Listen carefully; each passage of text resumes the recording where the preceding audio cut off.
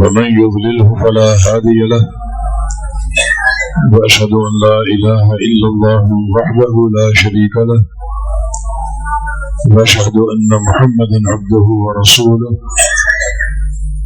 يا أيها الذين آمنوا اتقوا الله حق تقاته ولا تموتن إلا وأنتم مسلمون يا أيها الناس اتقوا ربكم الذي خلقكم من نفس واحدة وخلق منها زوجها وبث منهما رجالا كثيرا ونساء واتقوا الله الذي تساءلون به والأرحام إن الله كان عليكم رقيبا يا أيها الذين آمنوا اتقوا الله وقولوا قولا سديدا يصلح لكم أعمالكم ويغفر لكم ذنوبكم ومن يطع الله ورسوله فقد فاز فوزا عظيما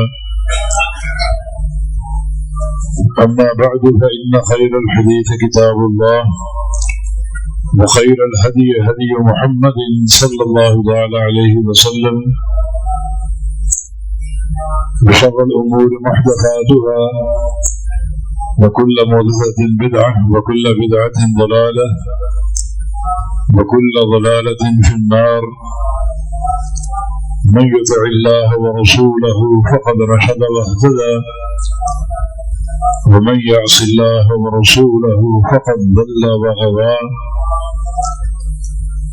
اللهم صل على محمد وعلى آل محمد كما صليت على إبراهيم وعلى آل إبراهيم إنك حميد مجيد اللهم بارك على محمد وعلى آل محمد كما باركت على إبراهيم وعلى آل إبراهيم إنك حميد مجيد سبحانك لا علم لنا إلا ما علمتنا إنك أنت العليم الحكيم رب اشرح لي صدري ويسر لي أمري واحلل عقدة من لساني يفقه قولي أعوذ بالله من الشيطان الرجيم من همزه ونفخه ونفسه بسم الله الرحمن الرحيم يا أيها الذين آمنوا كتب عليكم الصيام كما كتب على الذين من قبلكم لعلكم تتقون اللہ رب العزت نے یہ بابرکت مہینہ عطا فرمایا ہے جس کے لیے انگنت حمد و ثنا اور بے شمار شکر اللہ کی ذات کے لیے اس بابرکت مہینے کے لیے اللہ تعالی نے ایک بڑا اچھا ماحول بھی عطا فرما دیا چنانچہ نبی اسلام کو فرمان ہے کہ صفدت الشیاطین اس مہینے کے شروع ہوتے ہی اللہ تعالی شیطانوں کو مقید کر دیتا ہے، قید کر دیتا ہے، اور ایک حدیث میں سلسلۃ الشیاطین انہیں سنگلوں سے باندھ دیتا ہے تاکہ وہ باہر نکل کر اللہ کے بندوں کو ورغلا نہ سکیں، اور شیطان کی رسائی بڑی گہرائی تک ہے۔ نبی اسلام کی حدیث ہے یجری الشیطان من الانسان مجرى دمه، کہ شیطان جو ہے وہ انسان کے اندر اس کے خون کے ساتھ گردش کرتا ہے، اندر بڑے بڑے وار کرتا ہے، عقیدے کے وار اور اعمال قلب کو خراب کرنے کی کوشش، عمل سے روکنا، مگر اللہ رب العزت نے اس ماہ مبارک میں ایک بڑا اچھا ماحول ہمیں عطا فرما دیا شیطانوں کو مقید کر کے، اور جہاں پہلے شیطان روئے زمین پر پھیلے ہوتے تھے، اب وہاں فرشتوں کو پھیلا دیا۔ نبی علیہ السلام کی حدیث ہے کہ ملائکہ ہر جگہ پھیلے ہوئے ہیں، موجود ہیں، اور ان کی زبانوں پر دو جملے ہیں جو ان کی خواہش بھی اور ان کی دعا بھی، یا باغی الخیر اقبل یا باغی الشر اقصر، اے خیر کے طالب جس کی نیت میں اور عزم میں خیر آ چکی، جو رمضان کی ان برکات کو لوٹنا چاہتا ہے، اقبل شاباش اور آگے بڑھو، اور اس کے لیے آگے بڑھنے کی دعا ہے، تمنا ہے ملائکہ کی۔ وَيَا بَاغِيَ الشَّرِّ أَقْصِرْ، اور ہے وہ شخص جو اب بھی شر کا خواہاں ہے، اب بھی اس کے اندر اس کی فطرت میں شر موجود ہے، اقصر، اب تو باز آ جاؤ، اب تو رک جاؤ اپنی نافرمانیوں سے، معصیتوں سے۔ یہ بھی ایک اچھے ماحول کی نشانی کہ اللہ تعالی نے روئے زمین پر ملائکہ کو پھیلا دیا ہے، جو یہ منادی کرتے ہیں، جن میں دعا بھی ہے اور ان کی اچھی تمنا کا اظہار بھی ہے۔ اور یہ بات بھی ایک سازگار ماحول کی علامت بن سکتا ہے کہ اللہ تعالی نے جو بھی تمہارے آقا ہیں، سرپرست ہیں، انہیں تخفیف اختیار کرنے کا حکم دیا ہے۔ یہ تمہارے ملازم ہیں، یہ تمہارے نوکر ہیں، رمضان میں ان سے معاملہ ہلکا رکھو، ان کو وقت دو تاکہ یکسوئی کے ساتھ اللہ تعالیٰ کی عبادت کر سکیں، راحت کے ساتھ روزے کو برداشت کر سکیں۔ تو جو لوگ جن کے تحت کچھ افراد ہیں، اگر وہ نرمی برتیں گے اور ان کو وقت دیں گے اللہ تعالیٰ کی عبادت کے لیے، ذکر و اذکار کے لیے، تو ان کا وہ ذکر و اذکار اور عبادت آپ کے لیے بھی باعث اجر ہوگی۔ اللہ تعالیٰ اجر و ثواب کو خوب پھیلا دیتا ہے اور اپنے بندوں کو خزانوں سے بھر دیتا ہے۔ یہ ساری چیزیں رمضان کے ایک سازگار ماحول کی علامت ہیں، اللہ تعالیٰ کی طرف سے عطیہ اور انعام ہے۔ یہاں تک رمضان کا معاملہ ہے تو یہ ایک منفرد اللہ تعالیٰ کی عبادت ہے۔ ایسے ایسے خصائص ہیں جس میں جو اور عبادات میں نہیں ہیں، سال میں ایک بار یہ موقع آتا ہے، تو ان کو کھونے کی بجائے کارآمد بنانے کی کوشش کریں، ایک ایک لحظے کو اور ایک ایک پل کو اللہ تعالیٰ کی عبادت اور اس کی رضا جوئی کے پروگرام میں گزاریں۔ مثلا ایک خاصیت یہ ہے کہ الصیام جنت، روزہ ڈھال ہے۔ ڈھال کا معنی ستر، پردہ۔ کس چیز سے ڈھال ہے؟ جنت من النار، جہنم سے ڈھال ہے اور جہنم سے پردہ ہے۔ اور ایک حدیث میں کہ جنت احدکم من القتال، جیسے تم لوگ میدان جنگ میں ڈھال استعمال کرتے ہو دشمن کے وار سے بچنے کے لیے، اس کی تیروں سے اور تلواروں کی ضربوں سے بچنے کے لیے، وہ ڈھال تمہیں بچاتی ہے، حفاظت کرتی ہے۔ روزہ بھی ایک ڈھال ہے جو قیامت کے روز جہنم کی آگ سے، جہنم کے عذاب سے آپ کو بچائے گا۔ تو اس کا حق ادا کیا جائے تاکہ یہ واقعتاً ڈھال بن جائے، کفر میں نجات کا باعث بن جائے۔ شریعت نے جو ذکر کی بھی تعلیم دی، اس کو بھی ڈھال قرار دیا۔ صحیح ابن حبان کی حدیث ہے، ایک مرتبہ رسول اللہ صلی اللہ علیہ وسلم تشریف فرما تھے، کچھ صحابہ آپ کے ساتھ بیٹھے ہوئے تھے، اچانک فرمایا کہ خذو جنتکم، اپنی ڈھالیں سنبھال لو، ڈھالیں پکڑ لو۔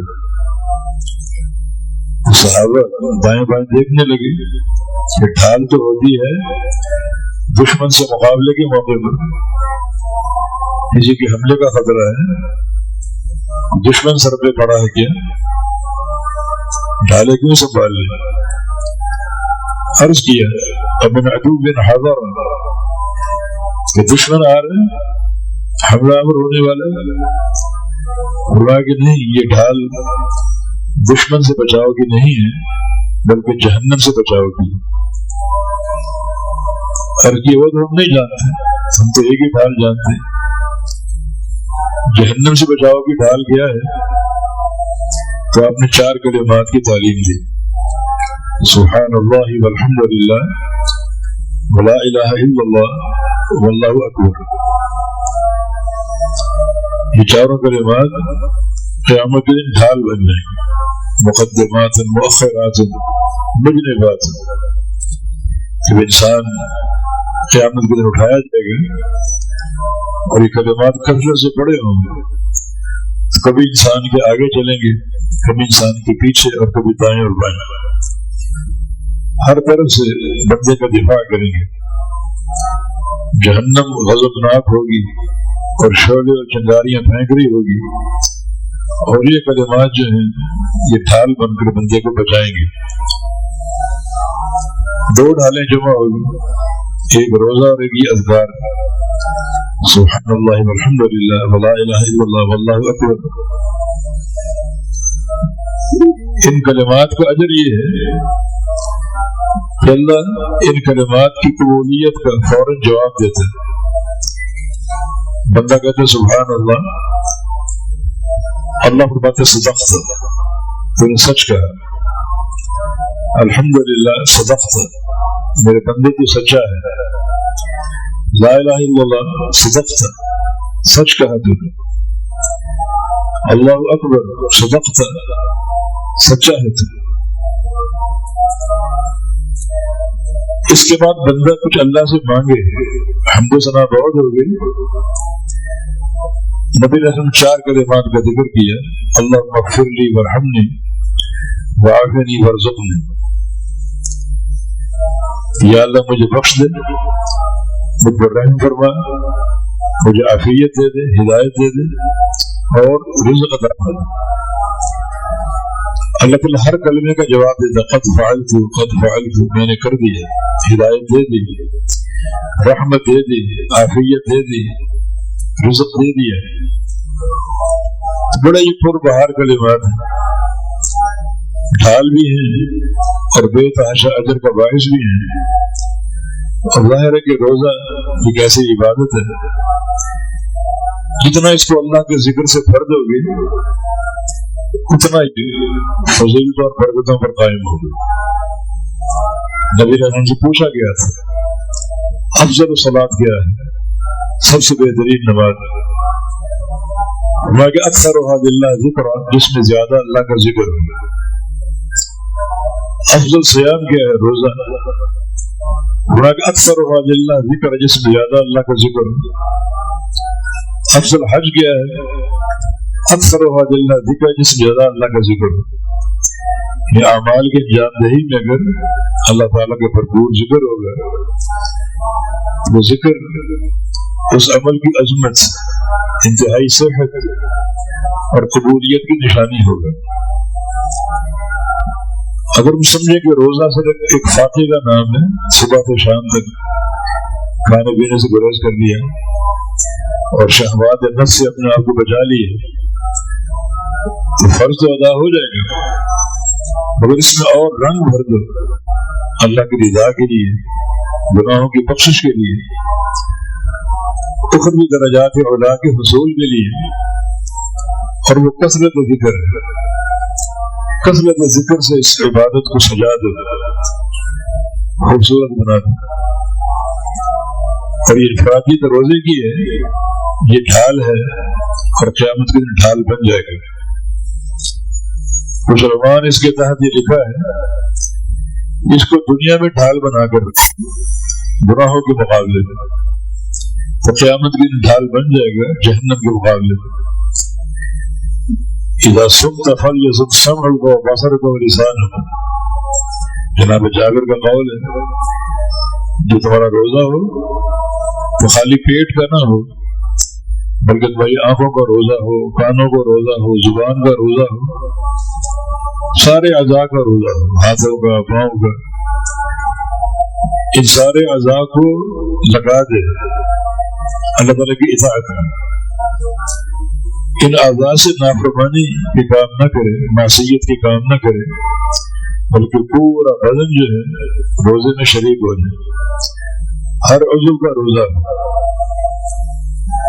اسی معنی میں رسول اللہ صلی اللہ علیہ وسلم کی حدیث ہے من لم يدع قول الزور والعمل به فليس الا حاجة في ان يدع طعامه وشرابه، جو بندہ روزے کی حالت میں قول زور نہ چھوڑے اور عمل زور نہ چھوڑے۔ قول زور ہر زبان کا وہ بول جو شریعت کے خلاف ہے، جیسے جھوٹ ہے، غیبت ہے، چغلی ہے، نمیمہ ہے، جھوٹی قسم ہے، الزام تراشی ہے، یعنی زبان کی ہر وہ بات جو خلاف شریعت ہو اگر نہ چھوڑے اور عمل زور نہ چھوڑے، عمل زور ہر وہ عمل جو شریعت کے خلاف ہے، جو عمل خلاف شریعت اس کو بھی نہ چھوڑے، تو اللہ تعالیٰ کو اس کی بھوکا اور پیاسا رہنے کی کوئی ضرورت نہیں۔ مانا پورا بدن روزے میں شریک ہو، اس کو ڈھال بنا کر رکھو تاکہ قیامت کی ڈھال بن جائے، قبر میں ڈھال بن جائے۔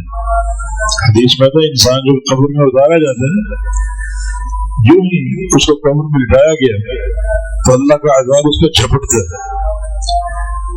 چہرے کی طرف سے آتا ہے، دائیں طرف سے، بائیں طرف سے، پاؤں کی طرف سے، اس بندے میں داخل ہونے کا راستہ تلاش کرتا ہے۔ چہرے کی طرف آتا ہے تو اس کے سجدے، اس کی نمازیں کھڑی ہو جاتی ہیں، بندے کا دفاع کرتے ہیں۔ دائیں طرف سے آتا ہے، صدقہ کھڑا ہو جاتا ہے، بندے کا دفاع کرتے ہیں، اور بائیں طرف سے آتا ہے تو روزہ کھڑا ہو جاتا ہے، ڈھال بن چکے۔ بائیں طرف سے اللہ کے عذاب کو پسپا کرنے کے لیے، اللہ کے عذاب کو ٹالنے کے لیے روزہ کارآمد بنا ہوا ہے اور کھڑا ہوا ہے ڈھال کے طور پر، اور قدموں کی طرف سے آتا ہے تو پھر وہاں دو عمل کھڑے ہو جاتے ہیں، ایک اس کا قیام اللیل، رات کی تہجد کی نماز، اور اللہ کی فضل سے رات تراویح کا اہتمام ہو رہا ہے، وہ قیام اللیل بھی ہے، تہجد بھی ہے، صلاۃ اللیل، ایک ہی نماز کے سارے نام۔ کوشش کرو کہ پورا مہینہ پابندی سے قیام اللیل ہو اور ایک عادت بنے، رمضان کے بعد بھی یہ پروگرام جاری اور قائم رہے۔ عظیم و شان عمل ہے، اب قبر میں کام آ رہا ہے، پاؤں کی طرف سے اللہ کا عذاب آتا ہے تو قیام اللیل کھڑا ہو جاتا ہے، تہجد کھڑا ہو جاتا ہے۔ اور دوسرا عمل مشی الی المساجد، چل کے جانا مسجد کی طرف نماز پڑھنے کے لیے، وہ قدم کھڑے ہو جاتے ہیں اور اللہ کے عذاب کو ٹالتے ہیں، اس حملے کو پسپا کرتے ہیں۔ تو روزہ بھی ڈھال ہے، وہ کہتے ہیں قبر کی پہلی رات بڑی سخت ہوتی ہے، پہلی بڑی سخت ہوتی ہے، قبر میں اتارا گیا اور عذاب چاروں طرف سے جھپٹ رہے، چاروں طرف سے نیکیاں موجود ہیں دفاع کرنے کے لیے، پھر وہ عذاب لوٹ جاتا ہے یہ کہتے ہوئے لم اجد فیہ منفذا، اس بندے میں داخل ہونے کے لیے مجھے کوئی راستہ نہیں ملا، کوئی راستہ نظر نہیں آ رہا، یہ اعمال صالحہ کام آ رہے ہیں۔ یہ رمضان کی عبادت کا تمیز ہے، کسی اور عمل کو حاصل نہیں ہے، کہ روزہ ڈھال بن جاتا ہے، اور یہ ڈھال کام آ رہی ہے، اس روزے کو ڈھال بناؤ دنیا کی زندگی میں گناہوں کے مقابلے میں، یہ ڈھال بن جائے گا قبر میں اللہ کے عذاب کو ٹالنے کے لیے، اور قیامت کے روز جہنم کی آگ کو ٹالنے کے لیے ڈھال بن جائے گا۔ یہ اس عبادت کی انفرادیت ہے، خصوصیت ہے، جو اور عبادات کو حاصل نہیں. ایک خصوصیت اور ہے کہ روزے کا خاص طور پہ اللہ تعالیٰ سے تعلق ہے. ویسے ہر عبادت اللہ کے لیے ہے. قل ان صلاتي ونسكي ومحياي ومماتي لله رب العالمین. ساری بدنی باتیں، ساری مالی باتیں اللہ کے لیے، پوری زندگی اللہ کے لیے، موت بھی اللہ کے لیے. مگر روزہ ایک ایسی عبادت کہ اللہ تعالیٰ نے خود اس کا اقرار کیا کہ یہ میرے لیے ہے، کسی اور کے لیے نہیں ہے. الصوم لی وانا اجزی بہ، میرے لیے، میں اس کی جزا دوں گا، میں اس کا بدلہ دوں گا، اس کا اجر دوں گا. اس کا معنی ہے کہ کوئی عبادت ایسی نہیں جس میں ریاکاری کا شائبہ نہ ہو. ہر عبادت لوگوں کو نظر آتی. آپ نماز پڑھ رہے ہیں، دنیا دیکھ رہی، حج کو جاتے ہیں، دنیا دیکھ رہی، عمرہ کرتے ہیں، دنیا دیکھ رہی، جہاد کر رہے ہیں، دنیا دیکھ رہی. روزہ کسی کو دکھائی نہیں دیتا. وہ آپ کے اندر آپ کا رب تعالیٰ کا معاملہ ہے. سحری ملی نہیں ملی، بھوک اور پیاس کا کیا عالم کوئی نہیں جانتا، صرف اللہ جانتا ہے یا آپ جانتے ہیں. اس کو واقعی اللہ کے لیے بنا کے رکھو. اللہ تعالیٰ فرماتا ہے یضع طعامہ وشرابہ وشہوۃ من اجلہ. روزے دار بندہ اپنا کھانا چھوڑتا ہے، اپنا پینا چھوڑتا ہے اور شہوات نفس چھوڑتا ہے میرے لیے. گھر میں تنہا ہے اور شہوات نفس کو کنٹرول کرتا ہے میرے لیے. پیاس لگی ہے، گرم مشروبات موجود ہیں، ٹھنڈا پانی جاذب نظر ہے، ایک قطرہ تک اندر نہیں اڈیلتا میرے لیے. بھوک لگی ہے، گھر میں کھانا موجود ہے، ایک ذرہ تک اندر نہیں اتارتا، مانا روزہ میرے لیے ہے. بندے کا کھانا پینا اور شہوات نفس کو چھوڑنا میرے لیے. واقعی یہ عبادت بڑی خالص اللہ کے لیے. ایک حدیث میں رسول اللہ صلی اللہ علیہ وسلم کا فرمان ہے من صام یوما فی سبیل اللہ بعد اللہ بینہ وبین جہنم 70 خریفا. جو بندہ اللہ کے لیے ایک روزہ رکھ لے، اللہ کی راہ میں اللہ کے لیے ایک روزہ، اللہ تعالیٰ اس کو جہنم سے 70 سال کی مسافت کے بقدر دور کر دے گا. 70 سال آپ سفر کریں، کتنا فاصلہ طے کریں گے، کتنا فاصلہ اللہ تعالیٰ جہنم سے دور کر دے گا. اور روزے بار بار آئیں، ہر سال آئیں، بار بار رکھیں، نفلی روزے رکھیں، کتنی دوری جہنم سے پیدا ہو جائے گی. لیکن فی سبیل اللہ ہے نا، اللہ کے لیے، اللہ کی رضا کے لیے، اللہ کی راہ میں. یہ ایک خالص عبادت اللہ کے لیے. چلے رمضان میں ایک فضا بنی ہوئی ہے، سب کا روزہ ہوگا، ہم جانتے ہیں. روزے کی کیفیت ہم نہیں جانتے، اندر کیا آپ کے احساسات ہیں، کیا بھوک اور پیاس کا عالم ہے، کہ آپ نے چھپا رکھا اللہ کے لیے. کتنی بھی پیاس اور شدت کی بھوک برداشت کر رہے ہیں اللہ کے لیے. لیکن باقی روزے سال کے بعد یہ اور روزے ہیں رمضان کے بعد، تو کسی کو علم میں نہیں، کوئی نہیں جانتا. اس نیکی کو چھپا کے رکھو.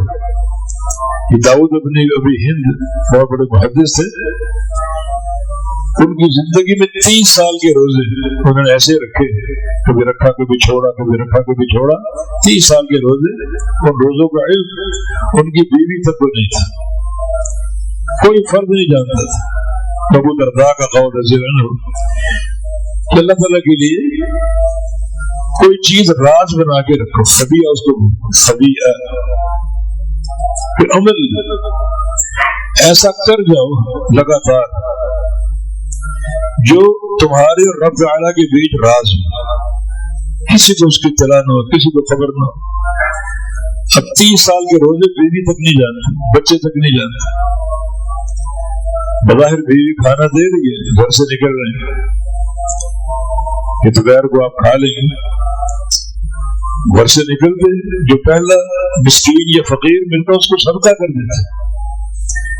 صدقہ بھی سری، بالکل گھر والے جانتے نہیں کہ صدقہ ہو چکا یہ کھانا، وہ سمجھتے ہیں کھا رہے ہوں گے کیونکہ صدقہ دے چکے. نہ سجدے کا علم نہ روزے کا علم، اس کو خبیہ بولتے ہیں۔ اللہ تعالیٰ اپنے بندوں سے اس قسم کے اعمال تلاش کرتے ہیں۔ بندہ کوئی کام ایسا کر دے جو میرے لیے خالص ہو، لگاتار کرے، تسلسل کے ساتھ کرے، کسی کو اس کی آگاہی نہ ہو، خبر نہ ہو۔ اس پہ روزہ ایک بہترین عمل ہے۔ کوئی نہیں جانتا کیا حالت ہے، آپ روزے سے ہیں یا نہیں ہیں۔ رمضان میں حسن ظنی سب کا روزہ ہے، رمضان کے بعد آپ کا روزہ ہو کوئی نہیں جانتا۔ اس راز کو راز بنا کے رکھو کہ اللہ تعالیٰ نے اس کی جزا کو چھپا رکھا ہے، یہ اس کی محبت کا ایک انداز ہے۔ انا اجزی بہ، اس کی جزا میں دوں گا، جزا بھی منفرد ہے۔ جو بھی عمل، جو بھی نیکی، ایک نیکی ایک نیکی، اور ہر نیکی 10 گنا ہے، ہر نیکی 10 گنا ہے۔ اور اگر اخلاص ہے، عمل کی جو سجور ہے، شوق اور طلب ہے، تو اللہ اس کو بڑھا دیتا ہے، 70 گنا کر دیتا ہے، 700 گنا کر دیتا ہے۔ یہ اعمال کی قبولیت کا خلاصہ ہے۔ الا الصوم، سوائے روزے کے، اس کی نیکی محدود نہیں ہے، نہ 10 گنا، نہ 70 گنا، نہ 700 گنا۔ انا اجزی بھی، اس کی جزا میں نے دینی ہے، وہ جزا محدود نہیں ہے۔ باقی اعمال کی جزا محدود ہے۔ کیوں محدود ہے؟ فرشتوں کو بتا دیا گیا ہے فلاں نماز کا یہ اجر ہے، فرشتے وہ لکھتے ہیں، حج کا یہ ثواب فرشتے لکھتے ہیں، جہاد کا یہ ثواب فرشتے اس کو نوٹ کرتے ہیں۔ روزے کی جزا کا اور ثواب کا فرشتوں کو علم نہیں، اللہ نے بتایا ہی نہیں۔ ایک رات نہ کوئی نبی جانتا ہے، نہ کوئی فرشتہ جانتا ہے، نہ کرامن کاتبین جانتے ہیں۔ اس کی جزا میں نے دینی اور اللہ دے گا کتنی، وہ اللہ کا علم ہے۔ دینے والا مالک الملوک ہے، مالک الاملاک ہے، پوری کائنات کا مالک ہے، جس کے خزانوں کی وسعت کی انتہائی نہیں۔ پوری دنیا ایک میدان میں اکٹھی ہو جائے، جن بھی اور انسان بھی، اگلے پچھلے سب ایک ہی وقت میں سب مانگے اور اللہ سب کو دیتا جائے، دیتا جائے، جو چاہو مانگو، بادشاہ دے، عہدے، زر و جواہرات، سونے اور چاندی کے، جو چاہو دیتا جاؤں، دیتا جاؤں، جن بھی انسان بھی، اگلے بھی پچھلے بھی، سارے آ جائیں۔ سب کو دینے کے بعد میرے خزانوں میں کتنی کمی آئے گی؟ جیسے سوئی سمندر میں ڈبو کر نکال لی تو سوئی کتنا پانی کم کرے گی؟ کچھ محسوس ہوگا، کچھ کم تو کرے گی نا۔ میرے خزانوں میں سب کو دینے کے بعد اتنی کمی بھی نہیں آئے گی، ایسا وہ خزانوں کا مالک ہے۔ تو اس کی جزا میں نے دے دی، اللہ تعالیٰ جزا دے گا اس جزا کی جو ایک کمیت یا اس کی تعداد یا مقدار ہے، کسی کو بتایا ہی نہیں ہے، کیونکہ بندے نے روزے کا کسی کو نہیں بتایا۔ جو بھوک اور پیاس کی شدت، اس کا کسی کو احساس ہی نہیں ہونے دیا۔ ہاں کچھ لوگ ہوتے ہیں ڈھڈورا پیٹنے کے عادی ہوتے ہیں، ذرا سی تکلیف ہوئی شروع ہو گیا، ادھر ٹیلی فون، ادھر بات، ادھر بات، کبھی کوس رہے ہیں بجلی والوں کو، شہری میں لائٹ نہیں تھی، شہری نہیں کر سکے، یہ ہو گیا وہ ہو گیا، روزہ لگ رہا ہے۔ اور کچھ لوگ ایسا اخلاقی بے روی دکھاتے ہیں کہ لگتا ہے کہ روزہ لگ رہا ہے، اس کو غصے کا اظہار، چچڑاپن، بتا تو نہیں رہے، مگر ان کی بد اخلاقی ترجمانی کر دی کہ صاحب کو روزہ لگ رہا ہے، صاحب غصے میں۔ روزہ ہو، کیفیت کچھ بھی ہو، اس کو چھپانا ہے۔ چھپانے کے 2 طریقے ہیں، ایک ہی کسی کو بتائے نا کہ اندر کیا کیفیت چل رہی، اور دوسرا یہ کہ اخلاق کے اعلیٰ معیار پر قائم ہو، تواضع ہو، حسن خلق ہو، نرم گفتگو ہو، چڑچڑا پن، غصے کا اظہار، یہ ایک ترجمانی کے روزہ لگ رہا ہے۔ اس کو کسی طریقے سے اظہار نہ ہونے دیں۔ یہ کیوں نہیں سوچتے کہ اللہ نے اس کا اجر چھپا رکھا ہے؟ جو بندہ عمل کرتا ہے مخفی، اللہ اس کا ثواب بھی مخفی کر دیتا ہے۔ قرآن نے ایک اور عمل کا ذکر کیا، تتجافى جنوبهم عن المضاجع يدعون ربهم خوفا وطمعا۔ کچھ میرے بندے ایسے ہیں جن کے پہلو بستروں سے جدا ہو جاتے ہیں، وقت سحر ہوا، رات کا کچھ حصہ باقی، ایک پہر دو پہر، وہ اٹھ جاتے ہیں، بستروں کو چھوڑ دیتے ہیں، نہ موسم کی پرواہ، نہ سردی کی پرواہ، نہ ٹھنڈے پانی کی پرواہ، اور وہ وضو کرتے ہیں اور سردی میں مسلح پر سوار ہو جاتے ہیں، کمرے کی تنہائی میں، کمرے میں اندھیرا بھی ہے، تنہائی بھی ہے، صاحب خانہ اور کوئی گھر والا نہیں جانتا کمرے میں کیا ہو رہا ہے، بالکل مخفی اور پوشیدہ عمل، صرف اللہ کو دکھانے کے لیے، کوئی اس کی ناموری نہیں، کوئی اس کی تشہیر نہیں۔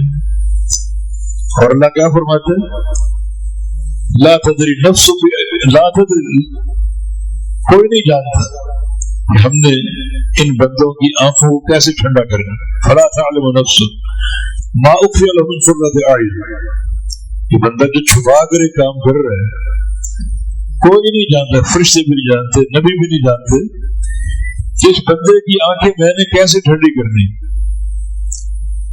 سوائے ابن عیینہ کا قول ہے کہ اخفوا عملهم فاخفى اللہ جزاء، ان لوگوں نے اپنے عمل کو چھپا کے رکھا، مخفی اور پوشیدہ رکھا، اللہ نے اس کی جزا کو چھپا دی، کسی کو علم ہی نہیں کہ قیامت کے روز ان کی آنکھیں اللہ تعالیٰ کیسے ٹھنڈی کرے گا اور کیا کچھ ان کو عطا کرے گا۔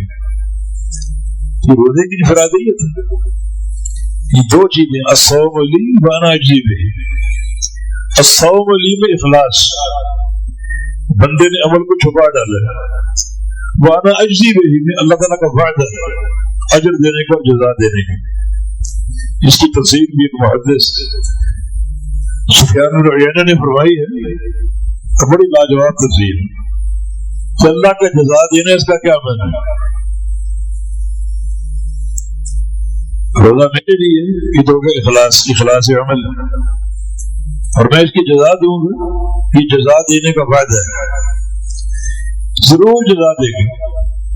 فرماتے ہیں کہ بعد حدیث میں جو ایک عمل کے ثواب کا ذکر ہے بطور کفارہ کے، ہم ابن آدم گناہ بھی کرتے ہیں، قدم قدم چھوٹے گناہ بڑے گناہ، اور یہ نیکیاں جو ہیں اگر انجام دیتے ہیں تو وہ نیکیاں ان گناہوں کے لیے کفارہ بن جاتی ہیں اور کفارے میں خرچ ہو جاتی ہیں۔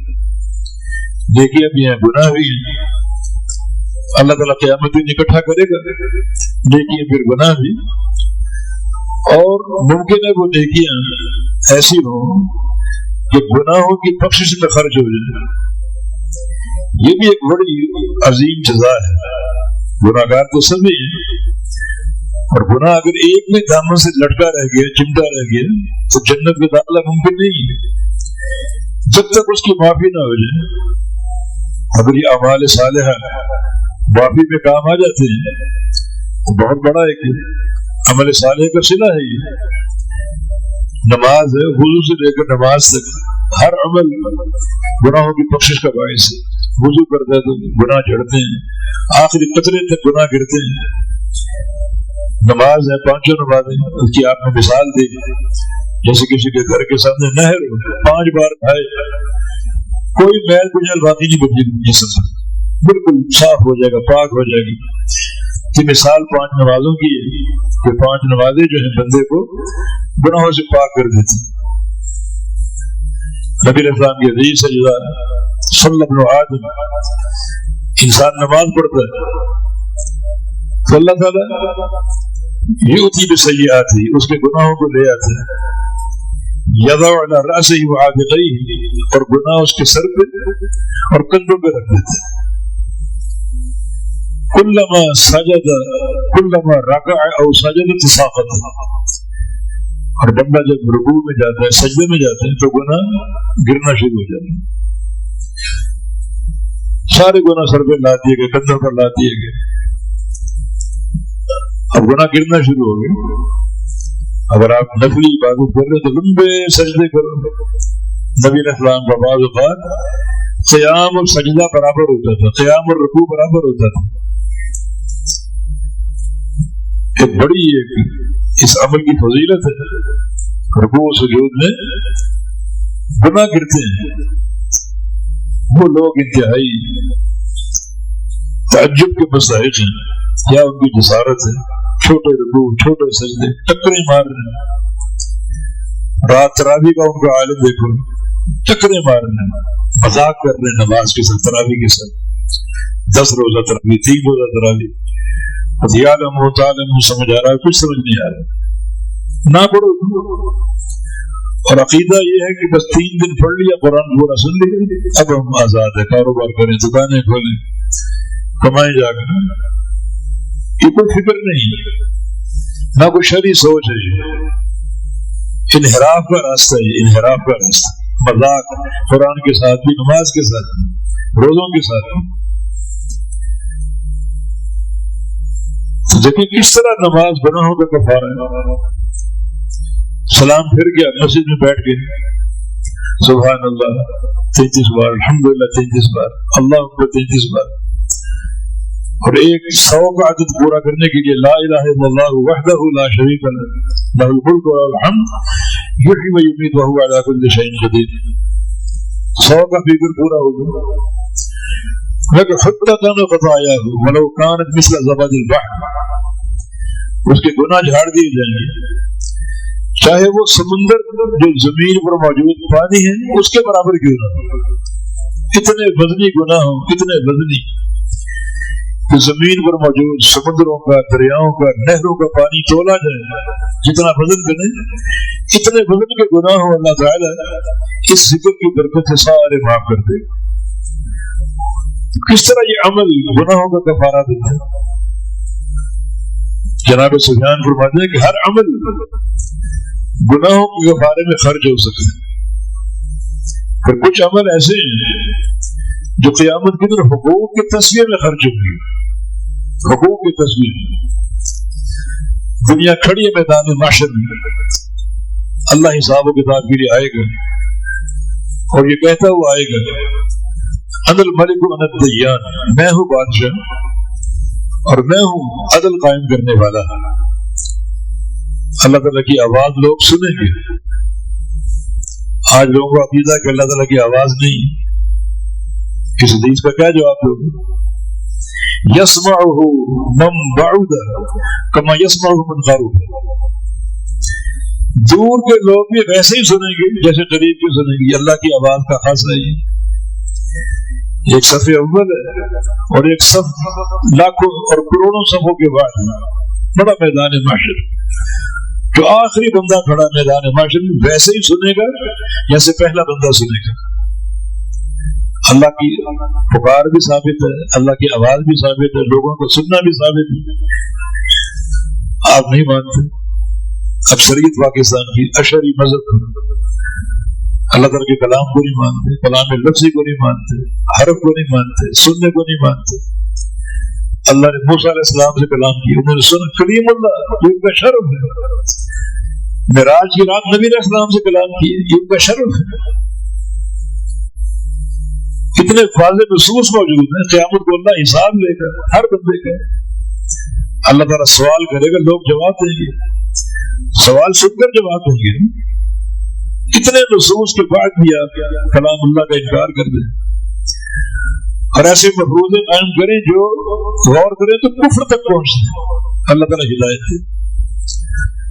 تو اللہ تعالیٰ آئے گا اور یہ اعلان کرتا ہوا میں بادشاہ ہوں اور میں دیان ہوں، عدل قائم کرنے والا. اور ایک حدیث میں اینا علوم الارض، زمین کے بادشاہ کہاں ہیں؟ پورا سامنے آئے، وہ کہاں ہوں گے بیچارے؟ ان کی کرسی نہیں پڑی ہوگی، رعیت کے بیچ میں کھڑے ہوں گے، حساب و کتاب کی الجھن میں گرفتار ہوں گے، مبتلا ہوں گے. میں بادشاہ ہوں. اس وقت اللہ کے اعلان کرے گا یا اہل الجنہ، اے وہ لوگوں جو اپنے آپ کو جنتی سمجھتے ہو، کیونکہ نیکیاں موجود ہیں ڈھیروں، پہاڑوں کو چوٹیوں کے برابر نیکی ہیں، ہم کامیاب جنتی. اے وہ لوگ جو اپنے آپ کو جنتی سمجھتے ہیں، تم لوگ جنت میں داخل نہیں ہوگے اگر کسی جہنمی کا تم پر کوئی حق ہے. جب تک تسلیہ نہیں کروں گا دونوں کو بلاؤں گا تمہیں بھی اسے بھی. جب تک تسلیہ اور فیصلہ نہیں کروں گا عدل قائم نہیں کروں گا تم جنت میں نہیں جا سکتے. حق کس کا جہنمی کا. دنیا میں کہتے ہیں جہنمی بھاڑ میں جائے. اللہ کیا نہیں اللہ تعالی اس جہنمی پر جو ظلم تم نے کیا ہے اس پر قصاص قائم کرے گا اس کا تصفیہ کرے گا. انسانوں کا تصفیہ کیا قیامت کے دن جانوروں کا تصفیہ ہوگا. بغیر سینگ اور سینگ والی بکری اگر لڑے آپس میں تو اللہ تعالیٰ نے بغیر سینگ کی بکری کو سینگ والی بکری سے قصاص دلوانا دونوں کو جمع کر دے گا. حکم دے گا اس کو رون دو اس کو مارو جب تک چاہو مارتی رہو اس کو رونتی رہو اس کو. حالانکہ جانوروں کا حساب نہیں مگر مظالم کا حساب ہے. ظلم کرو تو اس کا حساب ہے. اگر یہ مظالم انسانوں کے ماں بہن تو اے جنتی ہو تم جنت میں جا ہی نہیں سکتے. اگر کسی جہنمی کا تم پر کوئی حق ہے تو تصفیہ کروں گا عدل قائم کروں گا پھر فیصلہ ہوگا. صحابہ تو کہاں اٹھے یا رسول اللہ صلی اللہ علیہ وسلم تصفیہ کیسے ہوگا. ایسی نوبت اگر آ گئی تم ایک جہنمی کو کیسے راضی کریں گے. خالی ہاتھ اٹھیں گے کہیں دامن اٹھیں گے پاس نہ روپیہ نہ پیسہ نہ درہم و دینار کچھ نہیں. کیا دے کر راضی کریں گے. نہیں روپیہ پیسہ درہم و دینار یہ قیامت کی کرنسی نہیں ہے. قیامت کی کرنسی نیکیاں اور گناہ ہے. پھر وہاں نیکیاں خرچ ہوں گی تصفیے کے خاطر اور ان مظالم کے قصاص کے طور پر نیکیاں خرچ ہوں گی. من تعودون المسکین فیکم بڑا مسکین کسے سمجھتے من لا درہم ولا دینار جس کا روپیہ پیسہ نہ یہ مسکین نہیں ہے.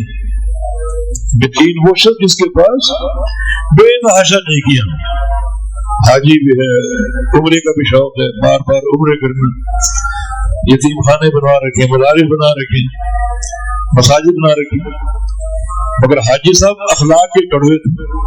کسی کی غیبت کسی کی چغلی کسی کو گالی کسی کو ناحق مار دیا. یہ مسکین آئے گا قیامت کے دن اور سارے اصحابہ کو ساتھ ساتھ پھر اللہ نے تصفیہ کرنا ان مظالم کا ازالہ کرنا. وہ کیسے وہ حاجی صاحب کی نیکیاں تقسیم کرتے. حج بڑھ گئے نمازیں بڑھ گئی ذکر و اذکار بڑھ گئے صدقات کے ڈھیر حج عمرے سارے تقسیم ہوتے جا رہے ہیں. اور اگر معاملہ یہاں تک پورا ہو جائے تو ٹھیک ہے ورنہ اگر چبن باقی اللہ پوچھے گا ان سے مظلوموں سے حل رضی تو برادری ہو گئے عدل قائم ہو گیا. اگر وہ کہ نہیں جو اس نے ہمیں دکھ دیے تھے ابھی تک اس کی چبن باقی ہے تو اللہ ان کے گناہ اس کے سر پہ ڈال دے گا. گناہ لے کے اس کے سر پہ ڈال دے گا. یہ مسکین ہے جو نیکیاں لے کر آئے نیکیاں ساری گنوا بیٹھا اور دوسروں کے گناہ سر پہ لے کے جہنم میں جا رہے. یہ مسکین ہے. تو جناب سفیان کی تفسیر اگر حقوق کے تصفیے میں نیکیاں تقسیم ہو رہی ہیں تو اللہ نے روزے کو تقسیم نہیں کرنا. اس کا وعدہ ہے کہ اس کی جزا میں نے دینی وہ خرچ نہیں ہوگی. اب معاملہ یہاں تک پہنچ گئے نماز گھٹ گئی حج تقسیم ہو گئے عمرے تقسیم ہو گئے ابھی چبن باقی ہے ان کی ابھی مظالم کا ازالہ باقی ہے. روزہ آ گیا اس کا تو میں نے وعدہ کیا اس کی جزا دینے کا اس کا اجر دینے کا. اب اللہ اس کی جزا دے گا اور جو باقی حقوق اور مظالم ہیں اپنے سر پہ لے لے گا اپنے سر پہ لے لے گا. اب میں جانوں نہیں جانے ان کو میں نے راضی کرنا ہے. جب تک راضی نہیں ہوں گے اس وقت تک معاملہ کھڑا رہے گا. میں نے راضی کرنا. مسرت احمد کی جو ایک حدیث اس سے بات سمجھ آتی ہے. ظالم مظلوم کھڑے اللہ کے سامنے اچانک سامنے جنت سے اونچے درخت بلند ہو رہے ہیں، محلات بلند ہو رہے ہیں، دونوں دیکھ رہے ہیں۔ مظلوم پوچھتا ہے کہ یا اللہ یہ درخت کیسے، یہ محلات کیسے؟ اللہ فرمائے یہ تیرے لیے، تو لے لے۔ بڑا حیران، میرے لیے؟ ہاں تیرے لیے، تو لے لے۔ اس بندے کو معاف کر، جو کھڑا ہے ظالم پر ظلم کرنے والا، میں اس کو معاف کر چکا، تو بھی اس کو معاف کر۔ یہ سارے محلات لے لے، یہ سارے درخت لے لے، جو نیند تو بلند ہو رہی ساری لے لے، اس کی جان چھوڑ دے، پھر وہ اس کو معاف کر دے گا۔ تو ظالم مظلوم ایک دوسرے کا ہاتھ پکڑ کے جنت میں داخل ہو جائے۔ رب تعالیٰ کی مہربانی ہے، روزے کا صلہ کسی اور عمل کو حاصل نہیں۔ روزہ ایک ایسی عبادت ہے جو اس انتہائی کٹھن موقع پر کام آ رہی ہے، مگر اس کو ہم ضائع کرنے کی متحمل نہیں ہے کہ اس کو ضائع کر بیٹھے، کوئی قدر نہ ہو، کوئی پرواہ نہ ہو۔ جو روٹین پہلے تھی وہی اب بھی ہے اور وہی بعد میں بھی۔ روزہ کس نے قبول کرنا ہے؟ اللہ نے۔ اللہ تعالیٰ آپ کے ظاہر کو بھی جانتا ہے، باطن کو بھی جانتا ہے۔ اگر آپ رمضان میں عملی طور پہ گناہ چھوڑ چکے ہیں لیکن اندر نیت ہے کہ بعد میں کریں گے، جو روٹین پہلے تھی وہ دوبارہ بحال ہو جائے گی، تو اللہ قبول کرے گا۔ عمل کی قبولیت ظاہر و باطن دونوں کے ساتھ۔ اسی لعلکم تتقون کیا ہے کہ تم متقی پرہیزگار بن جاؤ۔ تقوی 2 دن کا کام نہیں ہے، 1 مہینے کا کام نہیں۔ تقوی ایک دائمی عمل، دوام تقوی، ہمیشہ کی تقوی کی قائم تو ہو جاؤ۔ آگے چل کے اگر گناہ سرزد ہوتا ہے اس پر توبہ کا علاج موجود ہے، توبہ کا حل موجود ہے۔ گناہ ہو پھر توبہ کر لو، پھر ہو جائے پھر توبہ کر لو، لیکن رمضان میں پاک صاف ہو جائے، عزم کر لو یہ گناہ آئندہ نہیں کرنے۔ اللہ سچے عزم کو دیکھے گا، عزم واقعی سچا ہے تو اللہ قبول بھی کرے گا، راضی بھی ہوگا، اور یہ عظیم صلہ اللہ عطا فرمائے گا کہ روزہ تقسیم نہیں ہوگا، گناہ جھڑیں گے، معاف ہوں گے، مگر خرچ نہیں ہوگا۔ حقوق کے تصفیے میں اعمال خرچ ہو سکتے ہیں، روزہ خرچ نہیں ہوگا۔ کیوں؟ الصوم لی وانا اجزی، یہ میرے لیے ہے، میں نے اس کی جزا دینے کا وعدہ کر رکھا ہے۔ جزا کیا وہ کوئی نہیں جانتا، روزے کی انفرادیت ہے، کسی اور عبادت کو یہ حاصل نہیں ہے۔ تو بقول ابن رجب رحمہ اللہ کے، اللہ نے رمضان میں 2 جہاد ہم کو عطا فرمائے، 2 جہاد، جہاد بالنہار و جہاد باللیل۔ ایک جہاد دن کا، ایک جہاد رات کا۔ دن کا جہاد ہے روزہ، روزہ رکھو بڑی قوت کے ساتھ، بصیرت کے ساتھ، بڑی حفاظت کے ساتھ، پورے جسم کے اعضاء کی حفاظت کے ساتھ، کثرت ذکر کے ساتھ اور کثرت تلاوت قرآن کے ساتھ۔ سمجھے کہ روزہ اور تلاوت قرآن یہ باہمی مربوط عمل ہے دونوں۔ قرآن رمضان میں اترا ہے تو اس کو تلاوت سے بھر دو۔ پھر دوسرا جہاد رات کا، وہ قیام اللیل، تراویح کی نماز، 1.5-2 گھنٹے آپ اللہ کے سامنے کھڑے ہوتے ہیں، قرآن سنتے ہیں۔ نبی اسلام بھی لمبا قیام کیا کرتے تھے اور قیام سے فارغ ہوتے جبریل امین پہنچ جاتے اور قرآن کا دور شروع ہو جاتا۔ مشکل میں آخر میں 15-20 منٹ سحری کے لیے ملتے، پوری رات آپ کا تعلق بالقرآن، نوافل کی ادائیگی کی صورت میں اور قرآن کے دور کی صورت میں۔ اس کو بھر دو سلامت قرآن سے۔ ابھی ایک ہمارے معاصر علماء میں سے شیخ عبداللہ الغدیان، ان کی سیرت پڑھ رہا تھا، ان کے گھر کی خاتون کا بیان رمضان میں اپنے کمرے میں بند ہو جاتے تھے۔ کبھی ہم کوئی کام ہوتا، کوئی بات کرنے جاتے، اس قرآن صاحب نے قرآن پڑھنا، فجر کے بعد شروع کرتے، افطاری تک قرآن ایک ختم کر چکے ہوتے، رات کو تراویح پڑھ کے آتے، پھر قرآن شروع کرتے اور فجر تک ایک قرآن اور ختم کر ڈالتے، 2 قرآن ہر روز ختم کرتے۔ یہ ان کی سوچ ہے، کیونکہ یہ تلاوت قرآن کا مہینہ ہے، نزول قرآن کا مہینہ، تو اس میں تعلق بالقرآن انتہائی قوی ہو، انتہائی پختہ ہو۔ یہ انفرادیتیں ہیں جن کو سمیٹنے کا وقت ہے۔ چند دن گزرے ہیں، بہت دن باقی ہیں، سمجھے کہ اپنے آپ کو ایک بھٹی میں ڈال دو، رمضان پورا اس بھٹی میں رہو، تاکہ بھٹی میں رہ کر جل کر کندن بن کر نکلیں، خالص سونا بن کر نکلیں۔ اللہ پاک سے توفیق کی سزا ہے کہ اللہ تعالیٰ اس عظیم مہینے کا ان عظیم عبادات حق ادا کرنے کی توفیق دے اور اللہ ہم سے راضی ہو جائے۔ اصل اس کی رضا مطلوب ہے، کوئی ریاکاری، کوئی دکھاوا، کوئی نمود و نمائش نہ ہو، نیکی اللہ کی رضا کے لیے ہو اور اللہ تعالیٰ قبول فرما لے۔ انما يتقبل الله من المتقین، اللہ تعالیٰ متقین کی نیکی قبول کرتا ہے۔ ایک نیکی قبول ہو گئی تو اللہ کی طرف سے تقویٰ کی سند ہے۔ بعض علماء سلف کا قول ہے اگر مجھے کوئی بتا دے کہ ایک سجدہ میرا قبول ہو گیا تو میں موت کی تمنا کروں گا، کیونکہ سجدہ کے اللہ نے قبول کر لیا، مگر اللہ نے سند ڈگری دے دی تقویٰ کی، یہ اس کا فائدہ ہے۔ باقی پھر انجام کار تقویٰ کے لیے، جنت تقویٰ کے لیے، ہر کام کی بہتری تقویٰ کے لیے، تو روزہ بھی لعلکم تتقون، دائمی تقویٰ اللہ تعالیٰ اختیار کرنے کی توفیق عطا فرمائے۔